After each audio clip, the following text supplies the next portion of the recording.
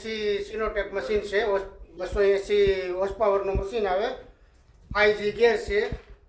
એવડું મોટું ટીમવર્ક જોડાયેલું છે। જો અહીંયા આપણી સાથે છે ફિરોજભાઈ જડા, ઇબ્રાહીમભાઈ જડા અને તેમનો આખો સ્ટાફ વિશુભાઈ છે અને સત્તારભાઈ પણ વર્ષો જૂના અનુભવી। જ્યારથી મેં પેન્ટિંગ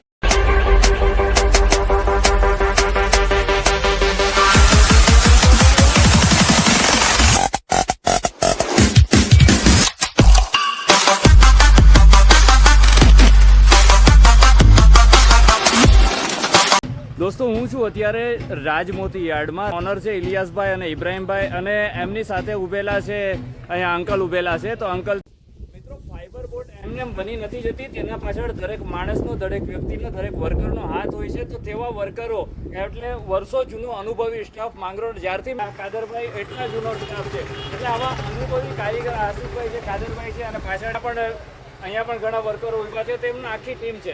તો આ વર્કરો સિવાય કોઈ પણ કામ શક્ય નથી। ટીમ વર્ક દરેક કાર્યોના અંદર જરૂરી છે। આ જેટલી પણ બોટો બનેલી છે ને, તેનું બોડી કામ, તેના અંદરનું કામ, એ ટોટલ આવા વર્ક થાય છે। તો તમને અત્યારે અંદર એ બતાવું કે બોટ કઈ રીતે તૈયાર થાય છે। ફાઈબર ગ્લાસના અંદર એનું ખોખું, એની બોડી બન્યા પછી અંદર લાકડાનું વર્ક કયા પ્રકારનું કરવામાં આવે છે, તેના પર ફાઈબર કઈ રીતે એપ્લાય કરવામાં આવે છે, તે ટોટલ પ્રોસેસ અત્યારે બતાવવાનું છું। તમારી નક્કી કરેલી સાઇઝ અનુસારનો ફાઈબરનો ફર્મો હોય છે, તેમાં ફાઈબર ગ્લાસ કેમિકલ અને મેટ તેમજ રોઈસ દ્વારા બોડી તૈયાર કરવામાં આવે છે। ત્યાર પછી ફર્માને જોઈન્ટ કરી અને અમુક સમય પછી રિલીઝ કરવામાં આવે છે।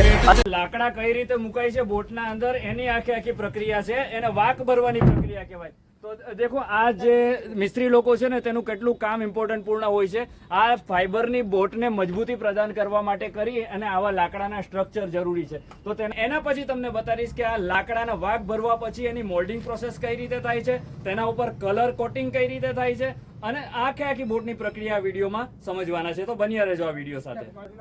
ફાઈબરની બોટ રિલીઝ થયા પછી ફ્લેક્સિબલ સ્વરૂપે હોય અને એક લેયર સ્વરૂપે હોય, એટલે ફ્લેક્સિબલ હોય। એને મજબૂત કરવા માટે કરીને એમાં લાકડા એપ્લાય કરવામાં આવે, એને પ્રાદેશિક ભાષામાં વાક કહેવાય છે। એ આખું આ લાકડાનું માળખું છે। આ જેટલી ઊભી લાઈનો લાકડાને માળખાને ફાઈબર સાથે એટેચમેન્ટ કરવા માટે, એને જોઈન્ટ કરવા માટે કરી અને એના ઉપર મોલ્ડિંગ પ્રોસેસ કરવામાં આવે છે। અને એ મોલ્ડિંગ પ્રોસેસ પણ ફાઈબરના પીસ અને રેઝિનથી જ થાય છે। તો એ પીસને પલાળી લેવામાં આવે છે, એટલે એકદમ પીસની થિકનેસ મજબૂત થઈ જાય।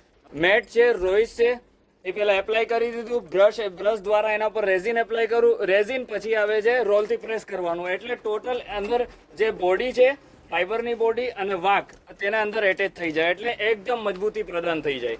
મિત્રો કોઈ પણ કામ ટીમવર્ક વગર શક્ય નથી, તે પછી નાનું એવું કામ હોય કે મોટું કામ હોય। હવે આ તો એક પ્રોફેશનલ કક્ષાની ફિશિંગ બોટ મેન્યુફેક્ચરિંગ છે, તો એની સાથે પણ કેવડું મોટું ટીમવર્ક જોડાયેલું છે। જો અહીંયા આપણી સાથે છે ફિરોજભાઈ જડા, ઇબ્રાહીમભાઈ જડા અને તેમનો આખો સ્ટાફ વિશુભાઈ છે અને ટોટલ સ્ટાફ કામ કરી રહ્યો છે, હનીફભાઈ છે। તો આ લોકો પણ ફૂલ એક્સપિરિયન્સ વાળો સ્ટાફ છે। તો ફિરોજભાઈ તમે કેટલા વર્ષથી કામ કરો છો? 10 વર્ષ પ્લસ થી કામ કરે છે। વિચાર કરો એટલો ફિરોજભાઈ તેમની આખી ટીમને, કારણ કે એક જવાબદારી વાળું કાર્ય, આવડી મોટી જે આ બોટ છે ને, એને કમ્પ્લીટલી મજબૂતી પ્રદાન કરી અને પછી એને દરિયાના અંદર ઉતારી અને મધદરિયે લઈ જવાની હોય છે। તો તેના માટે કરીને આવા સ્ટાફ માટે પણ એક લાયક જરૂરી છે। તો બોટ તો આખી પેક હતી, પરંતુ માલ ક્યાંથી બોટના અંદર આવે છે? એ લોકો રેઝિન મારે છે, તો રેઝિન ક્યાંકથી તો આવતું હશે ને। તો એના પાછળ સત્તારભાઈ અવડા ડ્રમ ખાલી કરીને એ રેઝિન છે ને બોટના અંદર આ જગ્યાએથી પહોંચાડે છે। જો આ નાની એવી જગ્યા છે ને, ત્યાંથી બોટના અંદર રેઝિન જાય છે, અને આ સત્તારભાઈ પણ વર્ષો જૂના અનુભવી તેની સેવા આપી રહ્યા છે। તો તેના માટે પણ એક લાયક જરૂર છે મિત્રો। બોટ રિલીઝ થયા પછી મેં તમને બતાવું કે તેમાં લાકડા કઈ રીતે ફિટિંગ કરવામાં આવે છે, લાકડા કયા પ્રકારની કઈ પદ્ધતિથી ગોઠવવામાં આવે છે, તે પછી તેના ઉપર મોલ્ડિંગ પ્રોસેસ કઈ રીતે થાય છે, મોલ્ડિંગના અંદર રોલિંગ અને બ્રશ કઈ રીતે એપ્લાય કરવામાં આવે છે જેથી બોટને મજબૂતી પ્રદાન થાય। હવે તેના પછીની લાસ્ટ જે પ્રોસેસ છે એ છે બોટનું કલર કોટિંગ। મોલ્ડિંગ પછી પણ ફાઈબરના અંદર કલર કોટિંગ કરવામાં આવે છે। તો કલર કોટિંગ પદ્ધતિ જે પ્યોર ફાઈબર ગ્લાસ હોય ને, તેને વિવિધ કલરથી આખું છે ને કોટેડ કરી દેવામાં આવે છે। તેના બોટ, હોડી અથવા કોઈ પણ દરિયાના અંદર જે તરતું સાધન છે ને, એને એરોડાયનેમિકલી બનાવવામાં આવે છે, જેથી કરી અને ગતિ પ્રદાન થાય. જેવો આ પોઇન્ટેડ આકાર છે ને, આ શેપના અંદર બોટ આખી બનેલી હોય છે આગળના ભાગથી. જેવી રીતે બાઇકના અંદર હેન્ડલ વગર બાઇક ઓપરેટ ના થાય અને મૂવમેન્ટ ના થાય ને, તેવી રીતે બોટના અંદર સ્ટેરિંગ વગર બોટ છે ને મૂવમેન્ટ ના થાય. અને સ્ટેરિંગનું ઓપરેટિંગ ટોટલ આ સુકરણથી રહેલું છે. તમને દોરીઓ બતાવી હતી ને બંને, એ દોરીઓ લેફ્ટ એન્ડ રાઈટ મૂવમેન્ટ કરવાનું કામ કરે છે. આ સુકરણ છે લેફ્ટ લઈ જાય અને રાઈટ લઈ જાય. અને જે એન્જિનની ચાલ મળે છે ને, એન્જિનનું કનેક્શન ડાયરેક્ટલી આ પંખા સાથે છે. એટલે જેવી રીતે એન્જિન ફરે, લો ફરે અથવા હાઈ ફરે, તો આ પંખાની મૂવમેન્ટના આધારે બોટને ગતિ પ્રદાન કરે છે. તો આ બોટનું બેક સાઈડનું પાર્ટ છે. અને ફિશિંગ બોટના દરેક પાર્ટ ઇમ્પોર્ટન્ટ હોય છે. ફિશિંગ બોટના અંદર જેવી રીતે એન્જિન, સ્ટેરિંગ, તેના વગર જો ફિશિંગ બોટ અધૂરી છે, તો આના વગર તો ફિશિંગ બોટ સાવ અધૂરી છે. જો આ ન હોય ને, તો માછલા ન પકડી શકીએ. હવે આ છે બોટની જાળો, માછલા પકડવા માટેની જાળો છે. આને ઓજા કહેવાય છે. અને ઓજાને કોના દ્વારા બાંધવામાં આવે છે? આ સાંકળ દ્વારા બાંધવામાં આવે છે. દોરી અને ચેન બાંધેલા છે. દર વખતે ચેનો સડી જાય, કટાઈ જાય એટલે રિનોવેટ કરવામાં આવે છે. ભાઈ અહીંયા નવી ચેનોના કટકા કરી અને પાછા ઓજાના અંદર બાંધી રહ્યા છે. તો બોટનો ઇમ્પોર્ટન્ટ પાર્ટ છે ઓજા. ઓજા વિના તો માછીમારી શક્ય જ નથી. ખાલી બોટ લઈને માછલીઓ કઈ રીતે આવશે?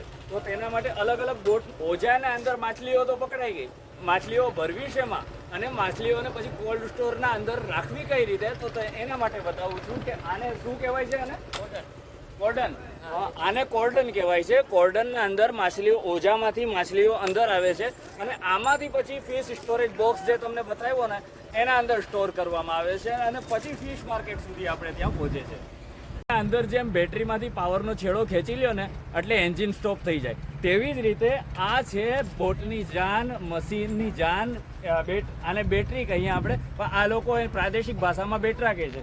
આ બંને છે ને પાવર સપ્લાયનું કામ કરે છે, એન્જિનને પાવર પૂરો પાડે છે અને કેબિનના અંદર જેટલું પણ કાંઈ પણ વીજળી પુરવઠો છે ને, એને પૂરો પાડે છે. મિત્રો, બોટનું મેન હૃદય છે, અહીંયાથી બોટ ઓપરેટ થાય છે. એટલે આને અમે બોટવાળા લોકો ફાઈબરના અંદર ટોટલ કેબિન તરીકે ઓળખે છે. અને એના અંદર છે સ્ટેરિંગ. આ સ્ટેરિંગ છે. સ્ટેરિંગ પ્યોર એસએસ ની બનાવેલી છે. કેટલી એકદમ પ્રીમિયમનેસ. એમાં પાછો ગોલ્ડ કલરનો બોલ્ટ. હવે આ સ્ટેરિંગ થી જ અહીંયા ઊભી અને ટોટલ બોટ હોય કે પછી ટાઇટેનિક હોય કે પછી કોઈ પણ પ્રકારનો ક્રૂઝ હોય, તે અહીંયાથી જ ઓપરેટ થઈ શકે. આને બોટની ભાષામાં ગિયર કહે છે. અહીંયાથી એન્જિન ઓપરેટ થાય છે અને આનાથી આવી રીતે કરે ને, લીવર આગળ કરે એટલે બોટનું એન્જિન હાઈ થાય, લીવર પાછળ કરે એટલે બોટનું એન્જિન લો થાય, સ્લો થાય. અને આ છે ફોરવર્ડ એન્ડ બેકવર્ડ. ફોરવર્ડ એટલે બોટ આગળ જાય, ન્યુટ્રલ એટલે સ્થગિત થઈ જાય, અને બેકવર્ડ એટલે બોટ પાછળ જાય. ભોગાભાઈ ટંડેલ. ટંડેલ એટલે બોટની જાન, જેના દ્વારા બોટ ઓપરેટ થાય છે. જેમ વરરાજા વગર જાન શક્ય નથી ને, તેમ ટંડેલ વગર આ બોટનું ઓપરેટિંગ શક્ય નથી. તો આપણે માહિતી લઈએ ભોગાભાઈ સર. ક્યાંથી છો તમે? કેસરિયા. અચ્છા, કેસરિયા. આપણે દીવ વાળું કેસરિયા. આ દીવ વાળા કેસરિયાથી છે ભોગાભાઈ. તો ભોગાભાઈ જરા એન્જિન વિશે સમજાવજો. એન્જિન તો એસી સિનોટેક મશીન છે. 280 હોર્સ પાવરનું મશીન આવે. 5G ગેર છે. 53નો પંખો છે. 5G ગેર છે. 53નો પંખો. ગેર 5G છે અને 53નો પંખો છે. બરોબર. આ છે ડીઝલનો ટેન્ક. એ ટોટલ જથ્થો અહીંયા એન્જિનને પૂરું પાડે છે આ વાલ્વ દ્વારા. તો આ કેટલા લીટરનું છે? આ 1600 લીટર, 3000 લીટર ડીઝલના ટાંકા છે. ટોટલ 3000 લીટર ડીઝલનો જથ્થો ભોગાભાઈના કહેવા પ્રમાણે અંદાજિત 20 દિવસ જેવો બોટનું ઓપરેટિંગ આપી શકે, એન્જિન ઓપરેટ કરી શકે છે. અંકલ, કેવું ફીલ થાય છે? આજે તમારી બોટો રેડી થઈ ચૂકી છે? બસ હવે અમે ઉતારવાના છે. આજે તૈયારી થઈ ગઈ છે. હા, હવે દરિયામાં જશે. બસ આનંદ છે અમારા માટે. વાહ, સરસ. તો આ ઇલિયાસભાઈ સાથેનો યાર્ડનો એક્સપિરિયન્સ કેવો રહ્યો આપણો? બહુ સારો સહકાર મળ્યો. કોઈ પણ 4 બોટો બની પણ કોઈ તકલીફ ન પડી. બહુ સરસ રીતે કામ કર્યું આ લોકોએ.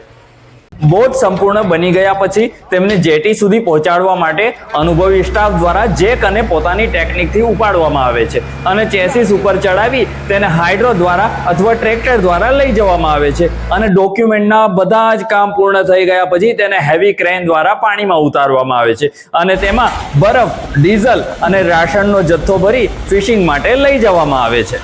તો મિત્રો, આ વિડીયો તમને કેવો લાગ્યો? તમારો અભિપ્રાય જરૂર બતાવજો અને હવે પછી કયા પ્રકારના વિડીયો તમે જોવા માંગો છો તે કમેન્ટમાં જરૂરી લખજો અને લાઈક તેમજ શેર કરવાનું ભૂલતા નહીં પ્લીઝ.